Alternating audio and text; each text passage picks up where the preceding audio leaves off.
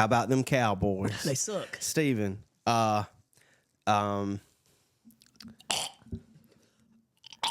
Steven, you had every opportunity to go far in the playoffs. Yep. And y'all sucked. Yep. You look like the Panthers out there. Yep. I'm not going to disagree with anything what that you said. happened with the defense? As a fan, take the reins. Tell us about what was going on Saturday. Dak Prescott will catch Sunday. a lot of flack, as he should. He did not play well at all. His stat line will say that he played a decent game outside of the picks. A lot of that was garbage time when they were just sitting back. The worst part of that game, nobody wants to recognize it, and you won't see it in the national media. A few people, Rex Ryan talked about it, but the defense was atrocious. Yeah. I mean, no matter what the offense was doing, even when they had sparks of showing some progress, moving the ball, scoring points, the defense would just immediately give it up. And it's not even like it was long. It was just like busted plays and just like, what are you doing? Yeah. Type of plays. I think they said there was 54 defensive snaps, 46 or 48 of them. They ran 6 defensive back zone coverage. The Cowboys have ran man coverage 18 weeks in a row. Yeah. And then you get in the playoffs and you don't do what got you there defensively. I mean, you were dropping Micah Parsons into coverage. Makes no sense. The Packers they're built on the run to give them the play action to then feed into the pass. And you sat back and basically played the pass the whole time, and you couldn't even stop the pass. I mean, Jordan Love looked like Aaron Rodgers. Yeah. I mean, seriously, even like the back foot, just throwing fadeaways. I mean, just literally the way that if you put a number 12 on him with Rodgers on his back, you would have thought that was Aaron Rodgers out there. He couldn't have had a better game, and really being his playoff debut. He really couldn't. Yeah, and shout out to the Packers. They are the youngest team to win a playoff game in NFL history. And shout out to Brian, I can't say his last name, their GM. He caught a lot of flack for, they didn't go out and sign a big-time wide receiver or tight end. They win the draft. They got some guys. Yeah. It's all, first and second year guys. And they just, obviously at the beginning of the year, they weren't doing well. They just stuck with it, stuck to what they wanted to do, got things rolling. Got hot at the end. I think it speaks a lot to Matt Lefluer as a head coach as well, because I went to get dinner or something during the game. It was like right as the second half was beginning, and I think y'all had scored maybe before the first half ended, and then I think you scored again or something to begin the second half. Yep. I was like, uh-oh, Cowboys about to make a play or make it a game, and then Green Bay just scored again. I mean, they started out offensively terrible. Dak obviously had the pick. And listen, on that first pick, it very well could have been. That was just a good play on the ball. It was. It very well could have been defensive pass interference, too. I'm not going to argue that. It was a good play on the ball, I think. So that, that wasn't necessarily on Dak. I think that he had the pass. Jair Alexander just makes a good play. Yeah. And sometimes that happens. Offensively, though, they got it kind of going. Like I said, they were able to move the ball and score. It is just like when they did, you're like, okay, we got something going here. Mm-hmm. You scored in a half. Didn't get a touchdown coming out of half. Got a field goal, so you've got 10 unanswered points. Bam, just give it up. And every time the Cowboys scored, immediately gave it up. And like I said, Dak did not play good. He did not play MVP level. He didn't play All Pro level. Like he made the second team All Pro. But at the end of the day, nobody played good. Nobody. I mean, and I really and truly, the defense let us down because that was disappointing for sure. And here's the thing: is like a lot of people are. I think Dan Quinn's gone. I think he was gone either way. I think he's getting a head coach. Honestly, dude, I think your head coach is gone. I feel like it wouldn't surprise me. Just the way Jerry Jones historically runs his team. Yeah. McCarthy fired, or maybe not fired. Correct me if I'm wrong. He either moved on and didn't renew a contract or fired Kellen Moore. Because he wanted to be over the play calling duties. That was a mutual. and it's possible that the play calling didn't affect the game.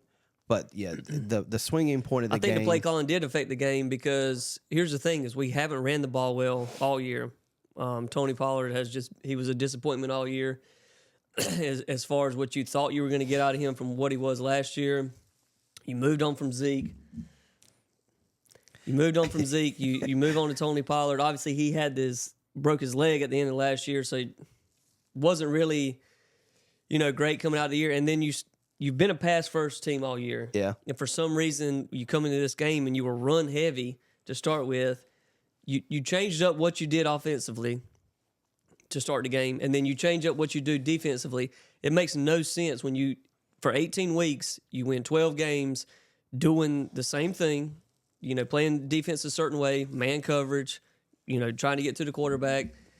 You play offense where you're a pass-first team, just because you just don't have a running game. And then you come into the playoffs, you have home field, which you've been undefeated at home all season, and then you go zone coverage instead of man, and you run the ball instead of pass. It makes no sense. It was just a nobody did their job. Yeah, I feel like changing your schematics or your plan on defense is a lot worse than offense because you're still always going to run and pass the ball no matter what. Yeah. But if you're running, like zone coverages, and I'm not going to pretend to know the full ins and outs of it, but that seems to be, and you saw this throughout majority of the games, there's always confusion with who's going in what area. Exactly. With zones compared to man. It's like, at least with man, it's like, you're my guy. Right. This is your guy. And that's how the Cowboys have thrived this year defensively. It's like, all right, this is me. I'm one-on-one with this guy. Yeah. If he beats me, he beats me. If not, I got him. Yeah. And that's what they've thrived on. They've thrived on, I'm better than you one-on-one. Yeah. And just having the confidence. And like you said, you get into that zone. It's like, all right, who's in this zone? If you don't run zone all year, like you said, you just get into that mode of like, all right, who's doing what? Because it's so much easier, and that's why I think that they have done well defensively, is because it was just straight up, I'm covering this guy. Yeah. And you get into that zone, and then there's a lot of finger pointing. People get frustrated. You got a lot of pre-snap. Who's doing what? There were a ton of busted, maybe not a ton, but there was a ton of busted coverages. There's big busted coverages plays. I mean, the one led to a touchdown. The one where the guy, he could have been in Houston, and he was that wide open. Because, that was, y'all were gaining some momentum back, and whatever momentum you had. I think it was third down. It was like 3rd and 10 or 3rd and 12. It was a big third down. Yeah. And you're just like, all right, you stop them here. You got momentum on offense. Stop them here, get the ball back, score, and you're right back in this game. And it's just like, he's 50 yards open. Like, no one was even close. The offense was trying to get back into it. Defense just wasn't allowing it. Exactly. And that's tough. That seemed to be, excuse me, the theme of the Super Wild Card weekend because just a bunch of turnovers just killed a bunch of teams. The Steelers, the Browns. Yep. What do you think they should do? Do you think they'll fire Mike McCarthy? Do you want him gone? I think you definitely got to move on. And as much as Dan Quinn has done for Dallas and their defense, it just seems like they didn't show up in big games. That seems to be the theme of the Cowboys. And the thing is like, no offense, but that it is like historically, like for sure. Over the past 2 decades, since 2002, as Zeb had the graphic up, the Cowboys have won 4 playoff games. Yeah, ever since your big run in the 90s, Jerry in Jones 80s, sold his soul to win in the 90s, and he's paying for it now. And here's the thing, but what I mean by with like Dan Quinn though, and his defense is just not showing up. And I didn't save it, but when he was the head coach of the Falcons, he had Kyle Shanahan. I think he had Matt Lefluer on staff. He was the 28-3. He had, I think, Sean McVay. Maybe no, that was. No, but Sean McVay was under Dan Quinn at some point. Was he? Or they were on the same stats. I know all of them like that. Coaching tree: Mike McDaniel, Matt Lefluer, Kyle Shanahan. There's a bunch of them were all with the Commander, or when they were the Redskins, the Commanders. No, under the Falcons though too. At least Kyle Shanahan and I want to say Matt Lefluer. But either way, whenever he is faced off against his former, coaching tree, he's lost. They've picked him apart. They know exactly what he wants to do defensively, and they've picked him apart. And like I said, defense is just, they don't show up in the big games. And unfortunately, like I said, Dak did not play good. Yeah. But he wasn't the reason that the Cowboys lost. Yeah. He had 2 bad interceptions, but like you said, the offense was trying to be in the game. Yeah. And the defense just never allowed them to do anything. He was the quarterback's coach from 15 to 16. Okay. So, so then he was with the Rams for a year, then went to the Titans, and then became the Packers head coach. Yep. But honestly, when it was like almost a 30-point game, I think, and Cowboys started coming back, I was like, oh boy. It was 27-0 at one point. Like I said, offense tried to come back. Dak will take this game on the shoulders, as he always does. And listen, he should. Some of it, it was on him. You get paid that money. Yeah. You bear a load of the responsibility, and all the momentum the Cowboys would have had went away very quickly with those 2 interceptions because they were in consecutive drives, correct? Yeah. Because they led to points. Again, I mean, he didn't play good at all, but he played. I mean, they tried. The offense at least did something to try and keep them in the game. The defense from kickoff did nothing to keep the Cowboys in the game. It was tough. But so as bad as Dak played, at least they were doing something. There were spurts of trying to get back in the game, doing things to get back in the game, and the defense just never allowed it. Yeah. So as much as I'm going to put it on Dak, but I'm going to put it on the defense more. Yeah. Ended up being 48-32 Green Bay. Yep. Another early exit for the Cowboys. As far as coaching, and then we'll move on. I think Dan Quinn's gone. I think Dan Quinn. We just need something. I think he's getting a head coaching job. I think we just need something culturally. It's time to move on. A coordinator's only going to last so long before you need something fresh. Yeah. I think that Dan's gone.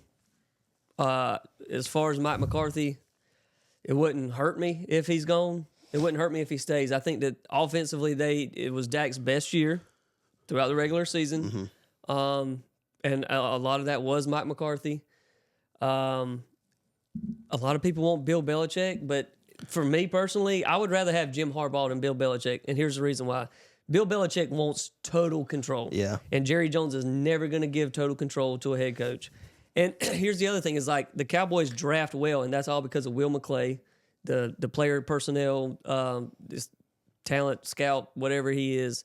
And if you try and take that away and give it to Bill Belichick, and he's out here, drafting people from, Newberry and stuff like that, the way that Bill Belichick does, it's just that's just not a good fit, I don't think. And he's old. He's old. Yeah, and I mean also, I just don't think Bill Belichick fits in. He doesn't with like the modern day game. No. He struck lightning in a bottle and had Tom Brady. Right. I think it was a little bit of both, but the way you see the Patriots playing now, it seems to be it was more Brady than Belichick because the Patriots haven't really done anything since he left. Yep, and Brady did. Yeah, I wouldn't give full control either. No. So, but if it was me, if Jim Harbaugh is available, I think he's going to the Chargers. Yeah. And the thing is obviously if the Cowboys job is open, he would definitely entertain it for sure. If he's not hired already, right? So he did, and that's kind of the thing is like, if you move on from Mike McCarthy, you got to know that you got somebody else, in the wings. Mm-hmm. And like you said, Jim Harbaugh is meeting with the Chargers now. This week I believe he's already interviewed with. I think he interviewed. With them if he takes Saturday that job, or Sunday or Monday. If he takes that job, you just gotta somebody. I think it was whoever was calling the Cowboys game and said in terms of, or it may have been like the post game coverage, and it was talking about maybe changing or moving on from Mike McCarthy, and they're like, here's the way you should look at a head coach if you're making a change. If you were to fire him, would people jump over tables and whatnot to hire him? It was Greg Olson. He talks out of his tail a lot too. But he made a good point there. It is a good point. Mike McCarthy would get hired by somebody else. I think, yeah. And if that's the case, like you said, you got a good thing, and like him and Dak have worked well. It just didn't. I don't know. It's the playoffs. Yeah, makes a big difference. Yeah. Anyway, Dallas choked. I'll think about it from now until April the 28th when the draft comes around. If you want to see our NFL recaps from this past week, click here. And if you want to see our NFL previews, click here.